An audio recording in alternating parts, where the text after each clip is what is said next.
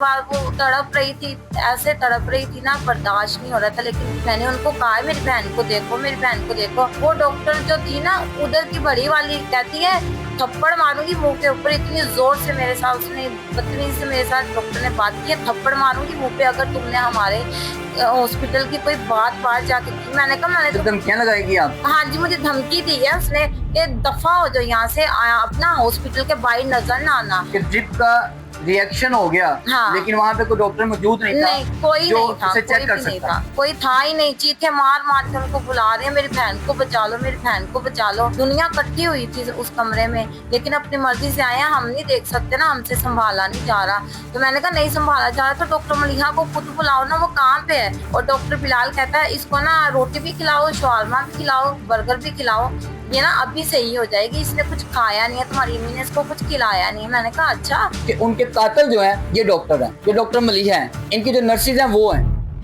अस्सलाम वालेकुम, मैं हूं कदीर खान और आप देख रहे हैं 39 न्यूज़। इस वक्त मैं लाहौर के इलाका वार्डन रोड पर मौजूद हूं और यहाँ पे एक डॉक्टर की गफलत की वजह से जो है 2-3 की जानें जो है वो ज़ाया हो गई हैं। डिलीवरी के लिए अस्पताल में जाते हैं और जाने के बाद जो है वहाँ पे डॉक्टर मौजूद नहीं होते। लेकिन ये नहीं कहा जाता कि आप इंतजार कर लें, ये नहीं कहा जाता कि आप दूसरे अस्पताल में चले जाएं। जो नर्सिस वहाँ पे होती हैं उन्हीं से सारा ट्रीटमेंट करवाने की कोशिश की जाती है। डॉक्टर साहिबा जो हैं वो फ़ोन पे उनको गाइडलाइन दे रही होती हैं और उसके बाद जो है वो उनकी तबीयत जब ख़राब हो जाती है, जब बच्चे की डेथ हो जाती है, तो ये कहा जाता है कि आप किसी और अस्पताल में ले जाएं। मुबैना तौर पे इनका इल्ज़ाम है कि उसी अस्पताल की वजह से जो है वो हमारी 2 जानें गई हैं। इनकी बहन है, इनसे जानने की कोशिश करते हैं कि ये सारे ट्रीटमेंट में अस्पताल में इनके साथ मौजूद रही हैं। 8-9 माह ट्रीटमेंट भी वहाँ पे चलता रहा है, वहाँ पे जाती रही हैं।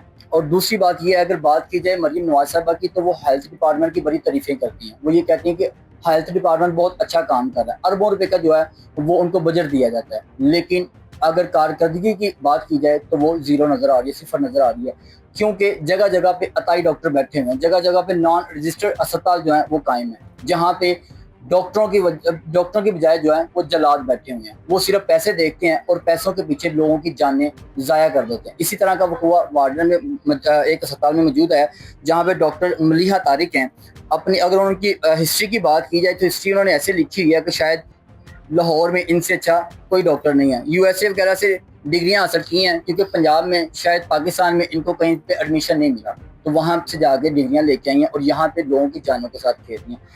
उनसे जानने की कोशिश करते हैं सारा वक़ुआ कैसे पेश आया और अब वो डॉक्टर वहाँ पे अभी भी मौजूद है। उनके खिलाफ ताहाल कोई किसी किस्म की कार्रवाई नहीं की गई। अस्सलाम वालेकुम। वालेकुम सलाम। जी बहन, बताएं आपकी बहन का क्या नाम था और क्या वक़ुआ पेश आया? आप अस्पताल कब से जा रही थी और अब इनकी क्या गफलत थी जो आपकी बहन की जान चली गई?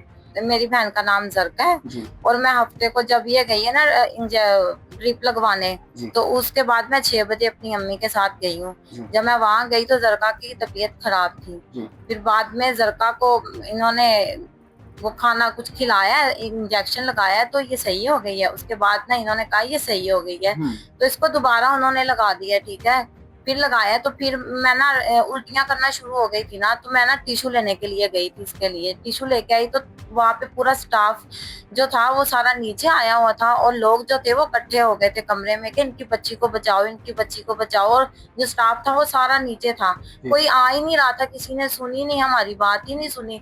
जब आए हैं वो नीचे से एक डॉक्टर को लेके आए, उन्होंने कहा ये ब्लड ना उतार दो, तो इन्होंने वो उतार दिया है। तो उसके बाद इन्होंने एक इंजेक्शन लगाया है, तो कहते हैं अब ना ये सही हो जाएगी, इसके ना ऐसे पेन हो रही है बस, तो ये सही हो जाएगी। तो थोड़ी देर बाद जरका को थोड़ी सही हुई है, लेकिन उसके बाद ना फिर जरका उल्टियां करना शुरू हो गई है, उल्टियां करती रही। तो इन्होंने कहा अभी सही हो जाएगी। फिर मुझे जरका ने बताया कि ना मेरा बेबी ना हरकत नहीं कर रहा। तो मैंने कहा कब से? कह रही जब इन्होंने ट्रिप लगाई थी। मैंने कहा अच्छा। कहती है कि मैंने उसको नुसरत को बुलाया, जो नर्स थी उसकी, जो उसी से बात करती है डॉक्टर मलिहा से। कि ड्रिप का रिएक्शन हो गया, हाँ। लेकिन वहाँ पे कोई डॉक्टर मौजूद नहीं था नहीं, कोई जो नहीं था, उसे कोई चेक कर भी नहीं सकता? था, कोई था ही नहीं। चीखे मार मार के उनको बुला रहे हैं, मेरी बहन को बचा लो, मेरी बहन को बचा लो। दुनिया इकट्ठी हुई थी उस कमरे में, लेकिन अपनी मर्जी से आए हैं, हम नहीं देख सकते ना, हमसे संभाला नहीं जा रहा।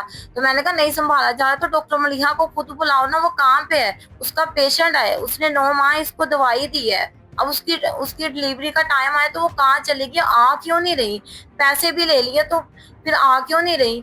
अच्छा नहीं जब आई। ये फाइल बन जाती है तो उस अस्पताल की, उस डॉक्टर की रिस्पॉन्सिबिलिटी होती है डिलीवरी करवाने की, सारी चीजें देखने की।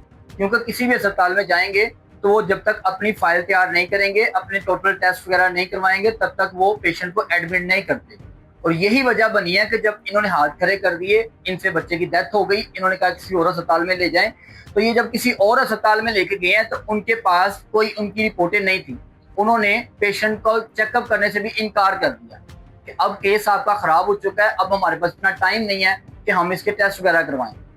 और ये होते हैं असल अस्पताल जिनकी रजिस्ट्रेशन होती है, जिनको अपने नाम का डर होता है कि हमारा नाम खराब होगा, हमारा अस्पताल बंद हो जाएगा। उन्होंने पेशेंट चेक नहीं किया, उन्होंने आगे इनको रेफर कर दिया।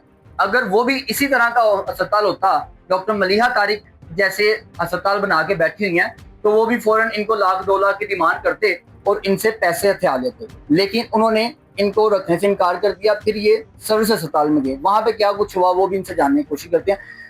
वहां पे जब आपको पता चला कि बच्चे की तबीयत खराब हो गई है, आपने कहा आपके पास डॉक्टर नहीं है, डॉक्टर मलिहा को आपने कॉल की, डॉक्टर मलिहा ने आपको क्या जवाब दिया? डॉक्टर मलिहा ने फोन उठाया, वो आई नहीं है। पहली बात है उसने नर्स से ही बात की है, वो आई नहीं है। जरका की तबीयत इतनी खराब हो गई थी, इन्होंने उसको रात को एक गलत इंजेक्शन लगाया, उसके कहने पे लगाया है कि इसको मोशन लग जाएंगे, मोशन से बोलेंगे पानी खत्म हो गया, तो इसकी डेथ हो गई है। फिर सुबह में जब गई हूँ ना 1-1:30 बजे इधर दोबारा क्लिनिक, रात को मैं घर आ गई थी क्योंकि अम्मी ने कहा कि ना इसको छुट्टी मिल रही है तो हम लोग घर आ रहे हैं, तुम उधर ही रहना। मैंने कहा ठीक है।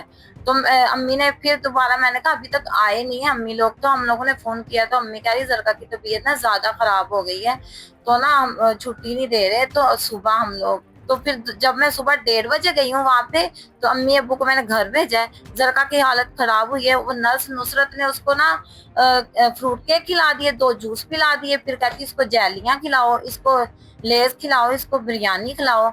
और डॉक्टर बिलाल कहता है इसको ना रोटी भी खिलाओ, शवारमा भी खिलाओ, बर्गर भी खिलाओ, ये ना अभी सही हो जाएगी, इसने कुछ खाया नहीं है, तुम्हारी अम्मी ने इसको कुछ खिलाया नहीं है। मैंने कहा अच्छा, लेकिन इस हालत में जो है ऐसी चीजों से मना किया जाता है। हाँ जी, कह रहे कुछ खिलाया असल में वो चाह रहे थे कि कुछ ऐसा हो कि हम इस चीज को जो है वो बना लें, बेस बना लें कि ये आपने शवारमा खिला दिया तबीयत खराब होगी, आपने बिरयानी खिला दी तबीयत खराब होगी, ब्लड प्रेशर हाई हो गया, इस तरह का कोई मामला हो गया।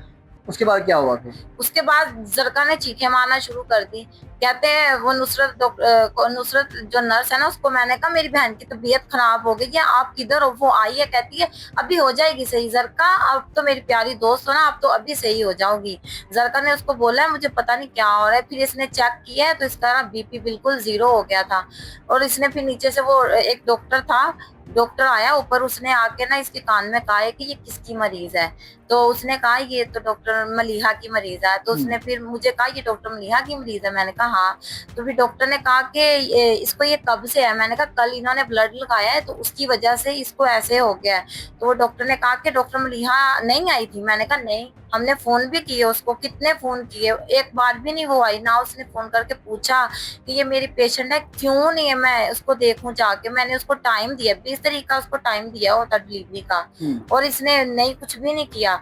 उसके बाद फिर जब मैंने कहा कि ज्यादा उसकी हालत खराब हो गई है, तो फिर ना वो डॉक्टर ने कहा कि आप लोगों को, डॉक्टर मलिहा ने ये नहीं कहा था कि इसको किसी हॉस्पिटल में ले जाओ, मुझसे हैंडल नहीं हो रहा।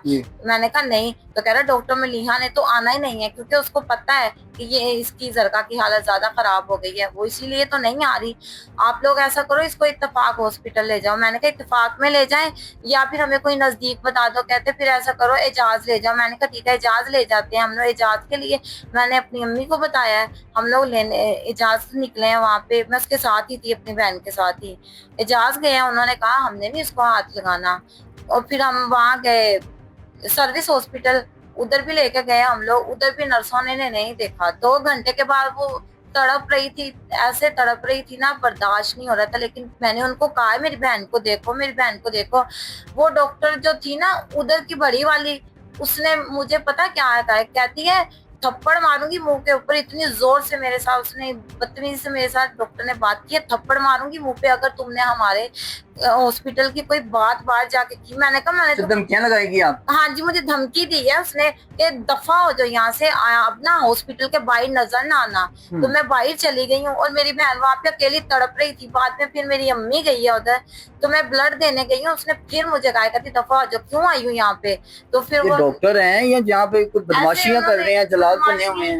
इन्होंने बदमाशियां ही की हैं। मैंने कहा इधर भी बदमाशी दिखाई हमें सबने, उधर भी ऐसे ही किया 2 घंटे। मैंने कहा मेरी बहन तड़प रही है, उसको देख लो। कहती रहने दो, ये पागल है, ज़हनी मरीज है। मैंने कहा मेरी बहन ज़हनी मरीज नहीं है। तो कहती फिर सारे पेशेंट इधर लेटे हुए हैं। मैंने कहा उसको तकलीफ हो रही है, उसकी हालत खराब है, किसी ने देखा नहीं, वो मोशनों में ऐसे, और उसको बहुत ही बुरी उसकी हालत थी। उस जो ड्रिप वाला स्टैंड होता है ना, वो भी उसके ऊपर गिरा हुआ था, क्योंकि ड्रिप लगाई है, ड्रिप चली नहीं है। जब चली नहीं है तो वो उतार दो ना, ताकि वो अपना हाथ तो सही हिला सके। नहीं, उसको आगे से कहती है अगर तुमने हमारी चुगली लगाई ना बाहर जाके, तो तुम्हारी बहन को ऐसे ही हम यहाँ से निकाल देंगे, मरी हुई ले जाना। अब सबसे बड़ी बात सामने ये आ गई है कि इनके साथ उनकी तलक कलामी होती है और इनका गुस्सा जो है उस बेचारी पे निकल जाता है। उसको कोई ऐसी मेडिसिन इस्तेमाल करवा दी जाती है, कोई ऐसा इंजेक्शन लगा दिया जाता है जो वो अपनी जिंदगी की बाजी हार जाती हैं। इनका जो गुस्सा उन पे निकाला गया और यही वजह बनी है कि उनके कातिल जो हैं ये डॉक्टर हैं, ये डॉक्टर मलिहा हैं। इनकी जो नर्सिस हैं वो हैं कि पेशेंट के साथ आए, फैमिली के साथ जब लड़ाई झगड़ा किया गया, लड़ाई झगड़ा करने के बाद जो है इसका गुस्सा मरीज पे उतार दिया गया।